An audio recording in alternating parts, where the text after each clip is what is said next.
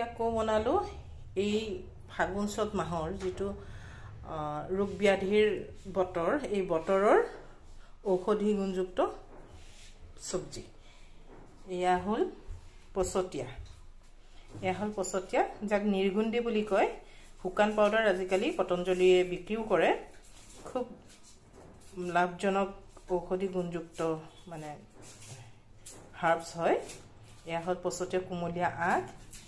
এয়া হল নৰসিংহ আমি সবেই জানো কাৰি লিভস ঘৰৰ একদম ফ্ৰেশ এয়া হল ভেদাইলতা মানে বেংগলী ভাষাত এটো কি বুলি কয় গাদাৰ পাত যেটো দুৰ্গন্ধ আছে যদিও মানে খুব সোৱাদযুক্ত আৰু ঔষধি আৰু এয়া হালধি কেঁচা হালধি দুটুকুৰা লৈ লৈছো আৰু সৰু এটুকুৰ আদা লৈ লৈছো লগত অকমান নহৰু দিম আৰু এই জুলটো বনাম হিঙি মাছেৰে এয়া নিমখ পানীৰে ধুই লোৱা শাকখিনি মিক্সিত দি দিলো এতিয়া মিক্সিত মাৰি লম এনে শিলপতাত পিছি লব পাৰিলেতো আৰু সোৱাদৰ কথা নকৈছো কিন্তু উপায় নাই শিলপতাত বজিবলৈতে সময় নাই এলেহুৱাও হৈছো দেই ধীৰে ধীৰে এতিয়া নহৰু আদা কেঁচা হালধি এইখিনি মিক্সিত এতিয়া বাটি লম অকণমান পানী দি এয়া হিঙি মাছ কেটা ভালদৰে কাটি বাছি ধুই ললো আৰু তাত এতিয়া অলপ নিমখ দিলো আৰু এয়া হালধি সানি ললো এয়া বনাম আজি মিহলি শাকেৰে তেলত দিলো হিঙি মাছ মাছ ভাজি উলিয়াই থলো হিঙি মাছখিনি তাৰপিছত এই তেলতে পিয়াজ কটা পিয়াজ দি দিলো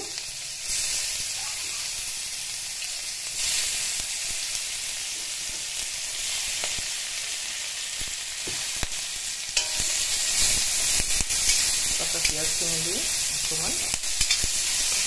একেবাৰে মানে ৰঙা হৈ বেৰেস্তা হ'বলৈ নিদিওঁ আৰু বেৰেস্তা নোহোৱাকৈ ৰঙচুৱা হৈছে আৰু ইয়াতে আঞ্জা পৰিমাণ মতে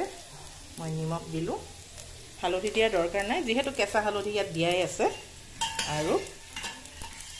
সিজাই লোৱা আলুখিনি ইয়াতে দি দিলো জুলটো অকণমান গোটা হ'বলৈ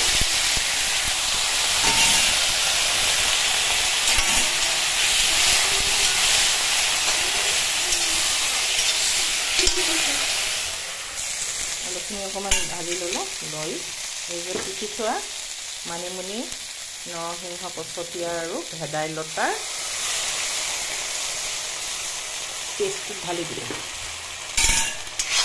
ইয়াতে কেঁচা হালধি দিয়া আছে জালুক জলকীয়া নহৰু আদা এইখিনি দিয়া আছে খুব সুন্দৰ গোন্ধ এটা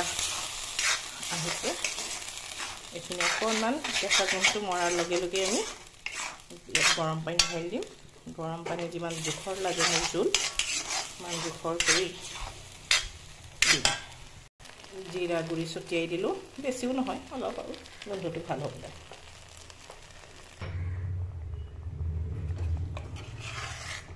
পৰিমাণ মতে গৰম পানী দিলো যেতিয়া কেঁচা গোন্ধটো গ'ল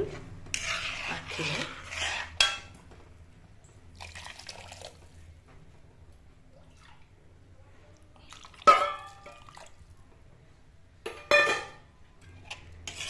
উতল আহিবলৈ ঢাকি থলো এয়া মোৰ ঔষধি আঞ্জাৰ জোলকণ উতলিবলৈ ধৰিলে আৰু ইয়াতে হাফ ডান কৰি ভাজি থোৱা হিঙি মাছখিনি দি দিলো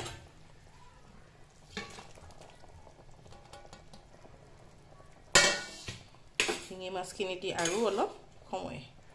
বেছি নালাগে 10 মিনিটো নালাগে উতলিবলৈ দিম হৈ গ'ল মোৰ